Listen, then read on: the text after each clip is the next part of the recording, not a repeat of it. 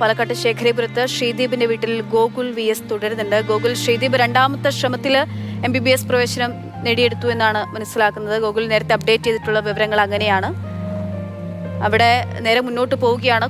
കൂടുതൽ ആളുകൾ അറിയുന്നുണ്ടാകും ഈ അപകട വാർത്തയും അതിൽ ശ്രീദീപ് ഉൾപ്പെട്ടിട്ടുണ്ടെന്നുള്ള കാര്യവും അറിയുന്നുണ്ടാകും. കൂടുതൽ ആളുകളൊക്കെ വീട്ടിലേക്ക് എത്തി തുടങ്ങുന്നുണ്ടാകും അല്ലേ? അവിടെ നൽകാനാകുന്ന വിവരങ്ങൾ തീർച്ചയായും അക്ഷയ, അതായത് ശ്രീദീപ് രണ്ടാമത്തെ ശ്രമത്തിലാണ് എൻട്രൻസ് പാസ്സായി MBBS യോഗ്യത നേടി വണ്ടാനത്തേക്ക് എത്തുന്നത്. ഭാരത് മാതയിലാണ് +2 വരെ പഠിച്ചത്. അതിനുശേഷം 1 വർഷം റിപ്പീറ്റ് ചെയ്തു.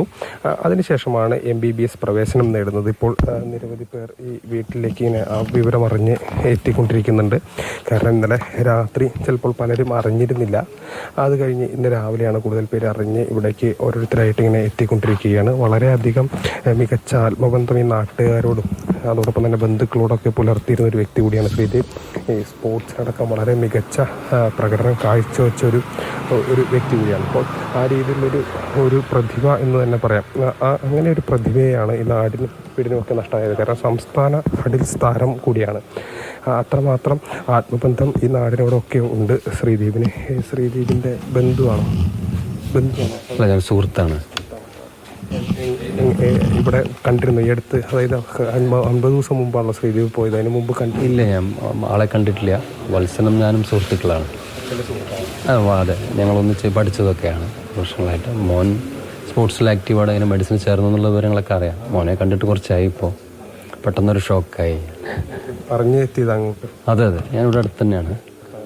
അറിഞ്ഞിട്ടാണ് വന്നത്. പെട്ടെന്ന് കാലത്ത് എൻ്റെ ഒരു സുഹൃത്ത് വിളിച്ചു കേട്ടാൽ ഞാനറിഞ്ഞു. പത്രം നോക്കുന്നേ ഉള്ളൂ ആ സമയത്ത്. ഇന്നലെ സംഭവിച്ചതാണ്.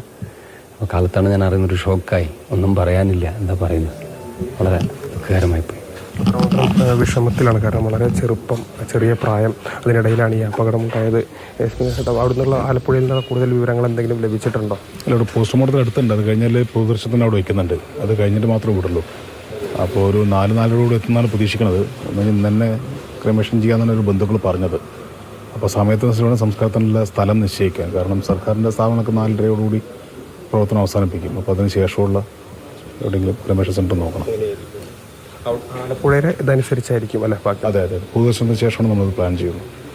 ഏതായാലും പൊതുദർശനത്തിന് ശേഷമായിരിക്കും ഇങ്ങോട്ട് എത്തുക. നിലവിലുള്ളൊരു സമയക്രമമാണെങ്കിൽ ഏകദേശം ഒരു 4 മണിയോടുകൂടി ശ്രീദീപിൻ്റെ ഭൗതിക ശരീരം ഇവിടേക്ക് എത്തും. അതിനുശേഷം ഈ വീട്ടിൽ ചടങ്ങുകളും മറ്റു കാര്യങ്ങളും ഉണ്ടാകും. അതിനുശേഷമായിരിക്കും സംസ്കാരത്തിലേക്കൊക്കെ പോവുക. ഏതായാലും വളരെ വിഷമകരമായ സാഹചര്യത്തിലൂടെ കടന്നു പോവുകയാണ് ഈ വീട്. അദ്ദേഹത്തിൻ്റെ ശ്രീദീപിൻ്റെ അച്ഛൻ്റെ വത്സൻ്റെ സുഹൃത്തുക്കൾ എത്തിയിട്ടുണ്ട്. അതോടൊപ്പം തന്നെ ശ്രീദീപിന് വലിയൊരു സൗഹൃദം ഉണ്ടായിരുന്നു. കാരണം സ്പോർട്സിലൊക്കെ വളരെ ആക്റ്റീവ് ആയിരുന്നു.